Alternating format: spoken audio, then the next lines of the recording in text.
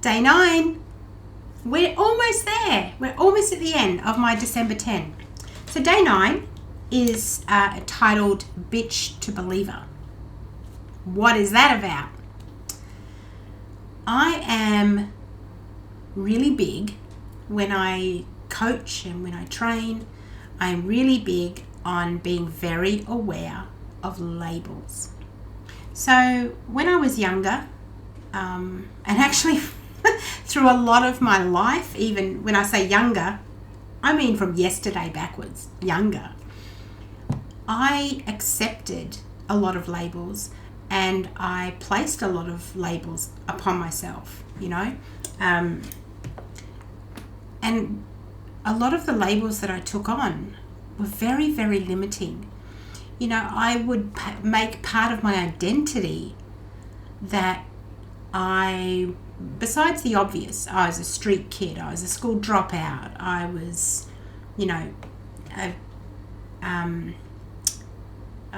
alcoholic, or I was whatever sort of negative labels that I would put on myself about what my life looked like at the time. I took them on as part of my identity. And then I want to talk about even the deeper level, unconscious sort of labels. Things like, thinking that I was unlovable, or believing that I was unlovable, or believing that it wasn't worth really investing in me as a partner because, I'm damaged, I'm broken, I'm mentally unstable, I'm whatever the labels, and they're so much more unconscious. We sort of almost, I would expect, I remember one time my mum met, sort of my latest boyfriend, and when he was out of the room, she said, "Oh, well, he's really lovely. I don't know how you managed to, to nab him, but don't ruin this one. You're lucky to have him." So do you see how unconsciously I would take that on as a label that I'm lucky to have him? Because, who would want me? God, he's got the short straw in the relationship. So without even really being totally aware of it, I would take those things on as part of my identity. And I really started to become quite, I guess, proud because, to be able to continue on to a certain extent and survive, you have to develop some pride in your labels, in your identity. So, I might have taken on, well, I know I did take on quite readily that I was a bitch. And that's where this, bitch to believer comes from.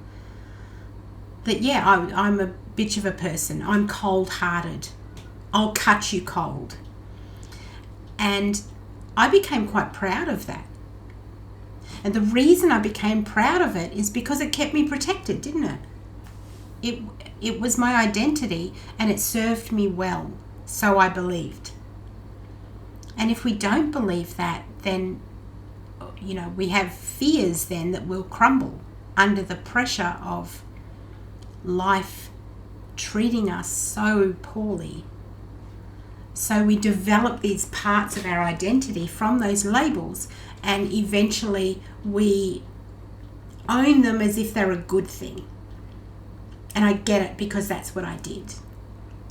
And so after I started really learning about labels and how damaging they can be and how empowering they can be and how unconscious they often are, I really started to dissect and analyze the labels that I was accepting, the labels that I had made part of my identity, and started looking at, well, what labels do I want to give myself?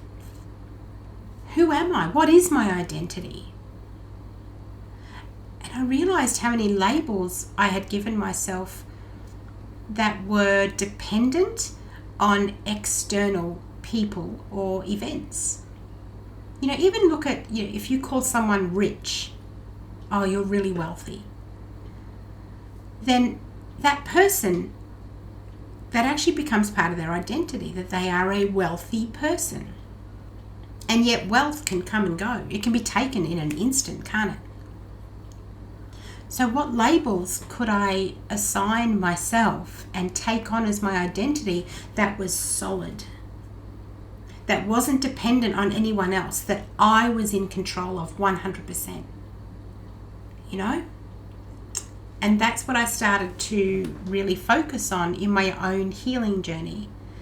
And now it's also something that I take my clients through and teach through Talk Train. What labels do you have that cannot be taken from you, that you are 100% in control of? An example of one that I now wear proudly is that I am resilient. I truly believe that no matter what life throws at me, I will process, I will feel, and then I will overcome. And I will move forward. I truly believe that. And so that's a part of my identity that empowers me, because I learn to trust that no matter what life throws at me, I will come out on the other side intact.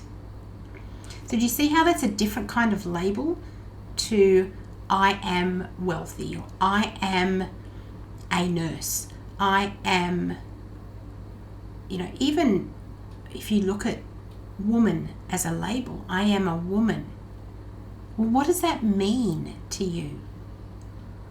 Because I know for me, when I dissected that, what does woman mean? I am a woman. So much was attached to that because of the way I was brought up, because of my life, because of, things in the sex industry, because of the abuse. Being a woman, initially, that label was limiting to me because it meant pain and hurt and betrayal and loss of trust and all these negative things that were attached to it. So labels are so, so powerful. And that if you really dissect them and think about what labels you have attached to your identity and what they mean, then you start to unravel the reasons for some of your behaviors, some of the way that you're triggered by different people, different events, different things. There's so much knowledge in knowing your labels and what they mean to you. So I trust that was interesting, and you learned something from that. I no longer wear a label of bitch because I have a different meaning of bitch now, and it's just not something that I align with. It's not something that I feel. However, believer, I wear that. What do I believe in? Do you see about the meaning? I'm quite happy to wear the label that, yes, I am a believer. And then what I believe in is myself. I believe in the inherent goodness of people. I really do. I believe that every single person wants love, and every single person is deserving of love. So that's a whole nother rabbit hole, to be honest. However, I want to challenge you to look at your labels and then start choosing your labels carefully. And what do they mean to you? What does the word mean to you? What does the label mean to you? And are you happy to wear that proudly as your identity? All right. See you tomorrow for day 10, the final day of my December 10. It's called Unlovable to Everything. So we're going to wrap this all up in a nice little bow. And it's been wonderful spending 9 days so far with you. I'll see you then. Bye.